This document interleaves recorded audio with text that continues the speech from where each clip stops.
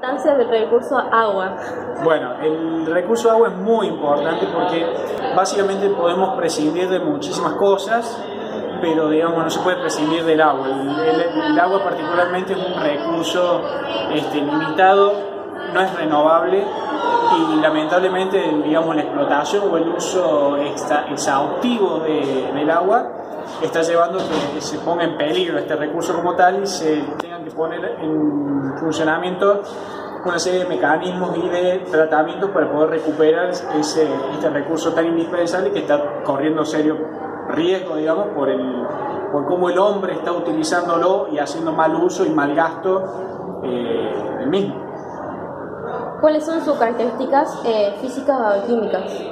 Bueno, las características físico-químicas del agua son muy particulares porque es una de las pocas sustancias que tiene un comportamiento absolutamente diferente al que la mayoría de las sustancias con sus características presentan. Por ejemplo, tiene un punto de fusión muy bajo, un punto de fusión de 0 grados Celsius y un punto de ebullición de 100 grados Celsius, una variación térmica donde el agua permanece en el mismo estado de agregación que en el estado líquido, justamente por las interacciones puente-hidrógeno. Esas interacciones puente-hidrógeno son, en general, interacciones débiles, pero en el agua manifiestan una interacción, un comportamiento anormalmente elevado, normalmente grande, con lo cual le atribuye las propiedades que conocemos, que tiene un punto de fusión muy bajo, un punto de ebullición muy alto, y que hay una franja de temperatura muy grande, que son 100 grados Celsius, donde el agua permanece en estado líquido. Además, otros comportamientos como el del congelamiento del agua es uno, al estar en estado sólido, su sólido es mucho menos denso que su líquido, entonces es uno de los pocos sólidos que flotan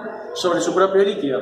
Y si nos podemos apreciar un poquito, ese comportamiento es lo que lleva a que el hielo, por ejemplo, flote y donde hay cascos polares o agua sólida en flotación, digamos, puede haber un ecosistema debajo de ese hielo, y si no fuera así, si el sólido fuera más denso, ese hielo aplastaría todo el ecosistema que hay por debajo en el agua, no podría existir vida en esa circunstancia, digamos, bueno, cosa que no se da.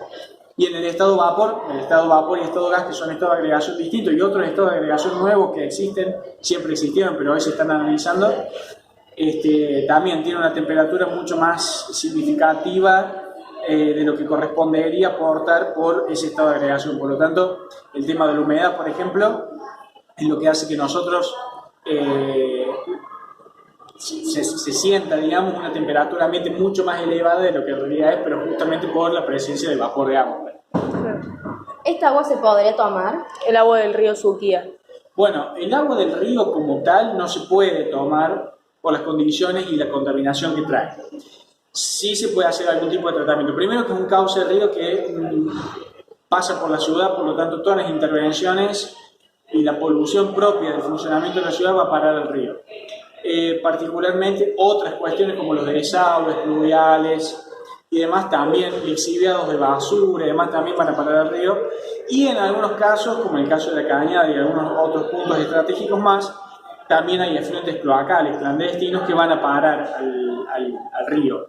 Después del terminado el tramo de la ciudad, camino a Bajo Grande y después a Mar Chiquita, el problema fundamental que hay es que el agua no tiene tratamiento, y ahí sí un Bajo Grande, que es el que maneja todo el tratamiento de efluentes cloacales de la ciudad de Córdoba, no está funcionando hace más de 30 años. O sea, ya cuando la planta fue fundada no funcionaba bien, y ahora mucho menos, porque no ha recibido tratamiento ni mínimo desde esa época. Por lo tanto, el nivel de contaminación que después lleva el río hacia Mar Chiquita, bueno, es extremadamente alto, es un problema biológico sumamente significativo.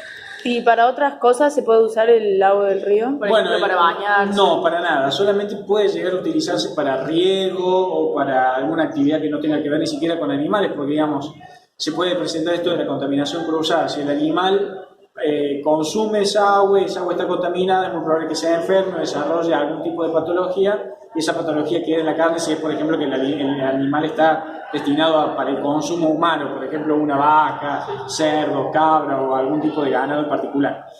Pero para los otros, inclusive animales domésticos como perros y demás, el hecho de que lleguen al río, se mojen las patas y demás, también genera contaminación cruzada, porque esos patógenos o esas bacterias pueden ser trasladados de un lugar a otro y, bueno, generar una contaminación cruzada que puede llegar a propender algún tipo de enfermedad, digamos, en general. Bueno, muchísimas gracias. Gracias a vos.